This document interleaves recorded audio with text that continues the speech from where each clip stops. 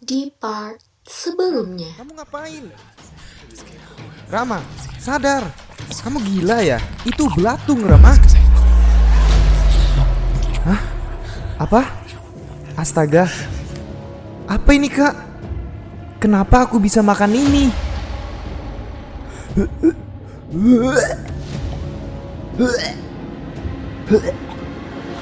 Apa ini, Kak? Kak, ini apa? Udah. Kamu ikut kakak. Sekarang masuk. Sekarang, Rama. Tinggalin itu. Aku langsung menarik Rama dengan segera dari gudang itu. Selamat datang di channel Agak Seram. Melalui channel ini, kami akan menyampaikan banyak cerita horor untuk menghiburmu. Untuk sensasi yang lebih menegangkan, pastikan kamu menggunakan headset.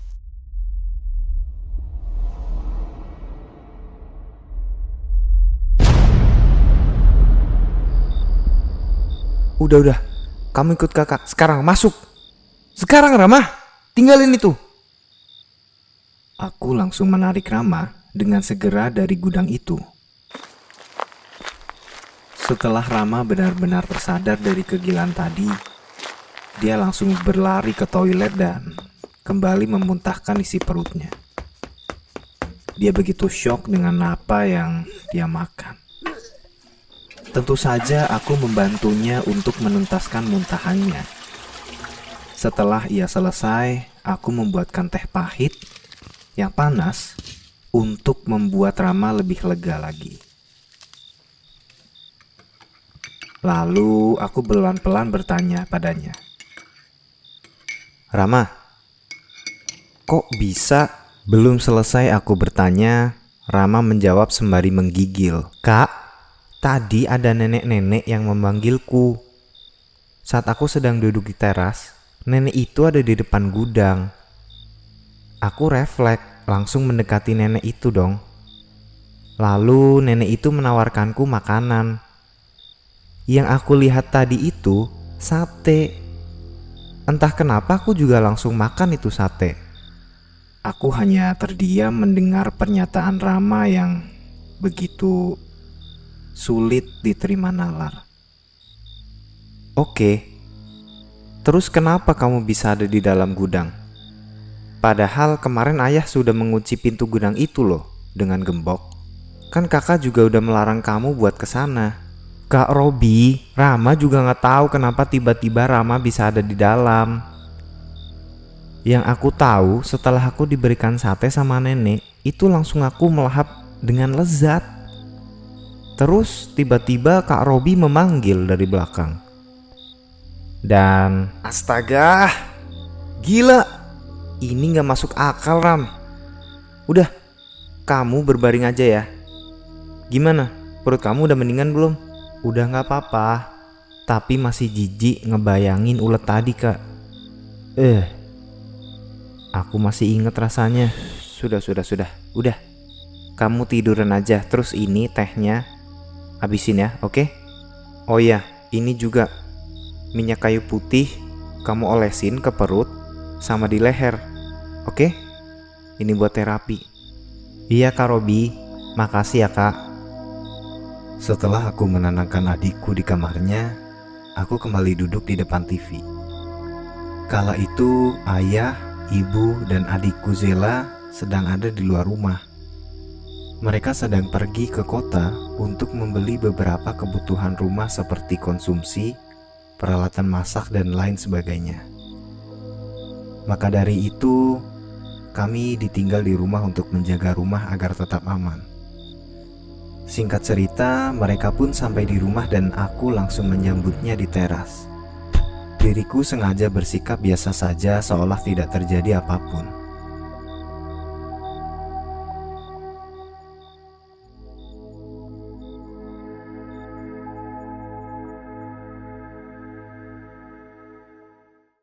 Malam berlalu dan pagi pun menghampiri.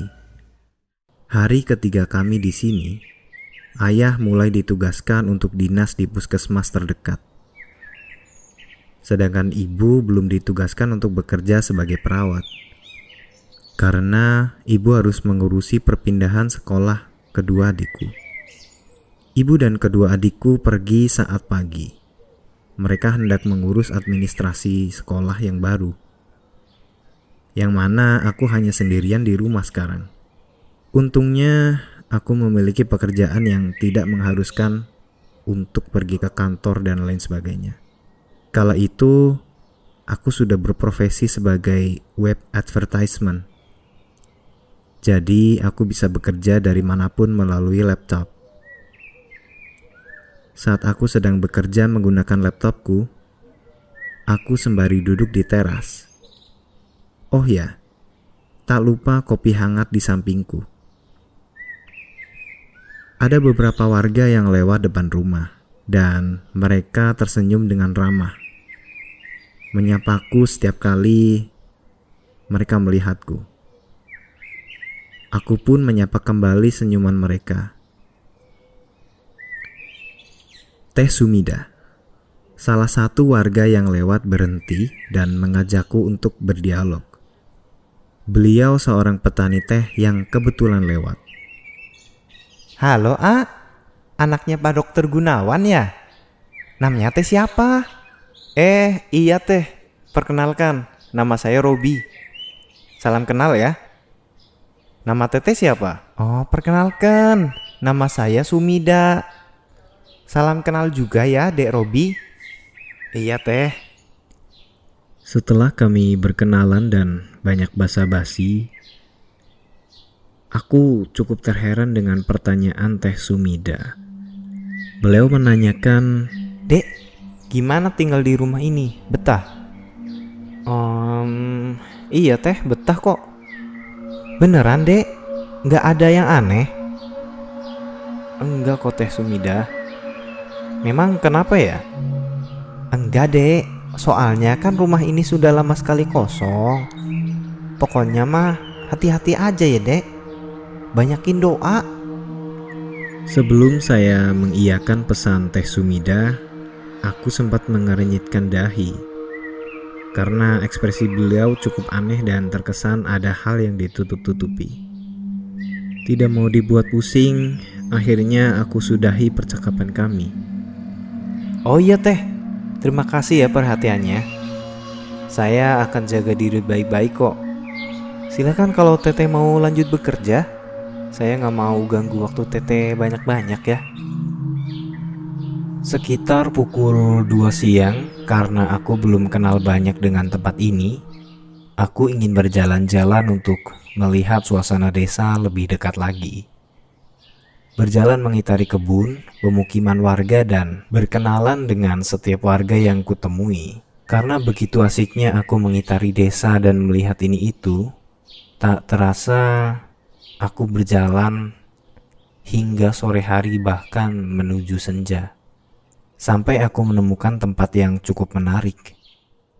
Aku melihat ada vegetasi rimbun yang menyerupai gapura.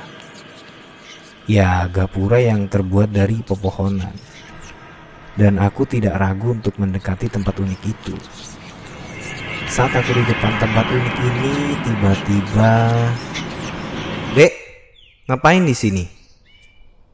Aku terkejut saat ada salah seorang warga yang menepuk pundakku dari belakang. Iya Pak, enggak, saya cuma penasaran dengan pepohonan ini. Unik sekali ya. Sebelum merespon jawabanku, bapak tersebut menghembuskan nafasnya dan berkata, Dek, lebih baik jangan kesana ya. Ini juga udah lumayan gelap. Adek pulang saja. Aku hanya diam dan mengiyakan tanpa menjawab. Dan saat aku ingin berpamitan, aku menyempatkan mataku untuk menatap kembali gapura pohon itu. Oh iya Pak, benar, sudah mau gelap. Kalau begitu saya Loh, Bapak tadi kemana?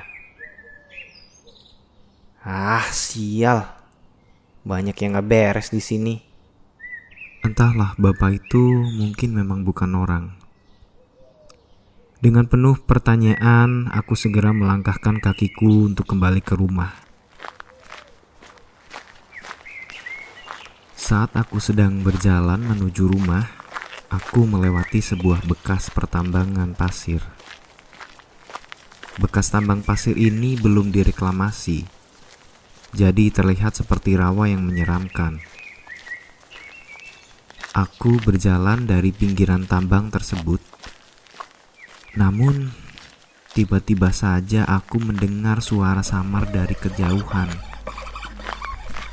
Suara tersebut berasal dari seberang genangan air besar ini. Suara itu seolah mengajakku untuk berkomunikasi. Suara ini terdengar seperti wanita yang memanggilku dengan lembut. Di saat aku sedang fokus menerka-nerka apa suara itu,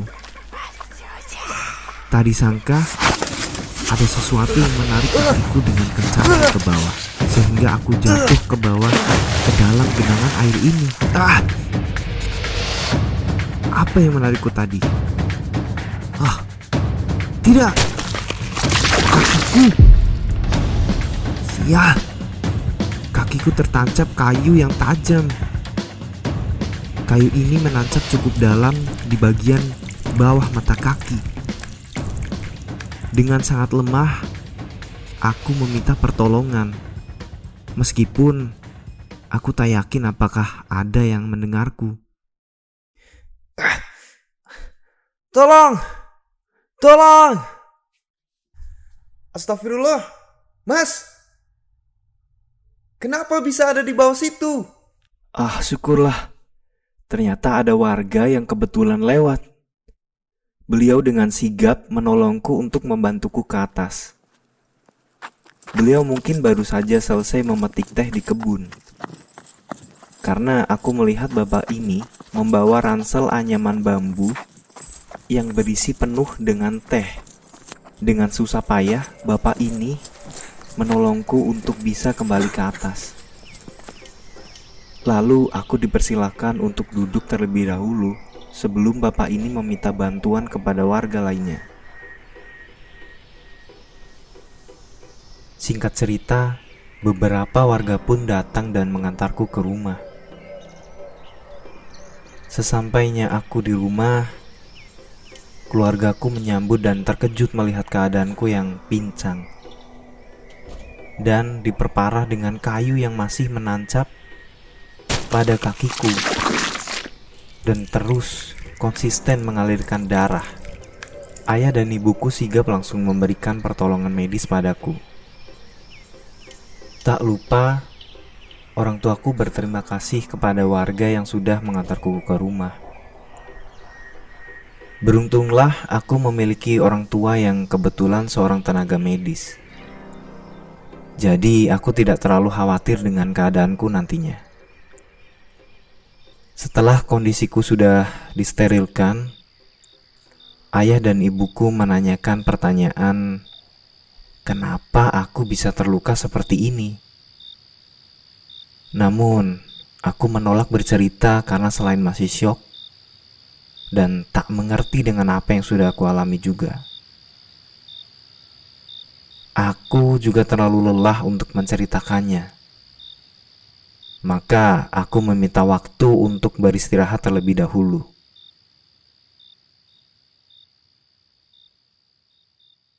Keesokan harinya, sebelum orang tuaku akan bertugas, mereka menanyaiku bagaimana kejadian kemarin. Oke, jadi aku mulai bercerita dengan sedetail mungkin. Ayah, ibu, Robi tahu, mungkin ini akan terlihat tidak rasional. Jadi kemarin saat Robi pulang sehabis jalan-jalan, Robi melewati rawa bekas pertambangan pasir. Dan Robi... Aku menceritakan semuanya kepada mereka. Ayah dan ibuku hanya terdiam dengan ekspresi yang tercengang. Entahlah ekspresi apa itu. Heran, takut, atau menganggap anaknya halusinasi belaka. Akhirnya mereka berdua berangkat untuk bertugas. Akhirnya hanya aku yang tersisa di rumah sekarang. Orang tuaku bekerja, sedang kedua adikku bersekolah. Sekitar jam 11 siang, aku tiba-tiba saja kedatangan tamu. Beliau adalah Pak RT. Assalamualaikum. Waalaikumsalam. Pak RT ya? Mangga Pak, silahkan masuk. Sambutku kepada beliau. Gimana Pak RT? Ada yang bisa saya bantu? Tapi maaf, ayah dan ibu saya sudah pergi bertugas. Oh enggak, saya cuma kebetulan lewat. Saya juga sekalian ingin jenguk Nak Robi. Saya dengar kemarin jatuh kan? Gimana keadaan Nak Robi sekarang? Oh iya Pak, alhamdulillah sudah jauh lebih baik kok Pak. Terima kasih ya sudah menyempatkan waktu untuk menjenguk saya. Iya Nak. Kalau saya boleh tahu kemarin itu gimana kejadiannya ya? Duh panjang Pak kalau diceritain.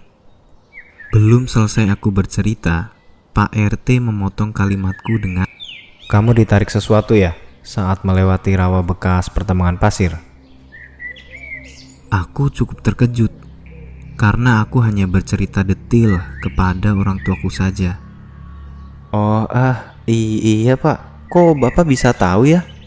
Nak Robi, bukan kamu yang pertama mengalami ini. Dahulu beberapa anak kecil banyak yang sudah menjadi korban di sana.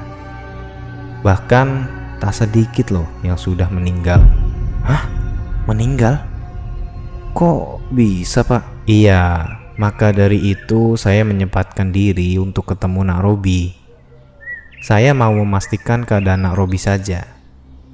Tapi syukurlah kalau Nak Robi baik-baik saja. Jujur, aku sangat bergidik ngeri mendengar cerita dari Pak RT. Tanpa basa-basi, aku menanyakan lebih detail tentang tempat itu kepada beliau. Pak RT, maaf, kalau boleh saya tahu lebih banyak, memangnya dulunya tempat itu tempat apa ya? Saya boleh minta bikinan kopi dulu Nak? Karena ini akan jadi cerita yang cukup panjang. Oh iya Pak, maaf. Saking saya antusiasnya sampai lupa menawarkan minum ke Bapak. Sebentar ya, saya buatkan kopi terlebih dahulu. Ini Pak kopinya, silakan diminum.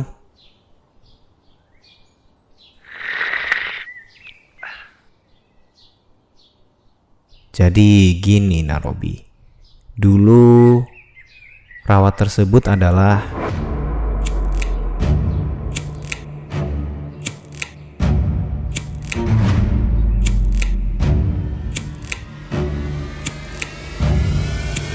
Kamu penasaran dengan kelanjutan cerita ini?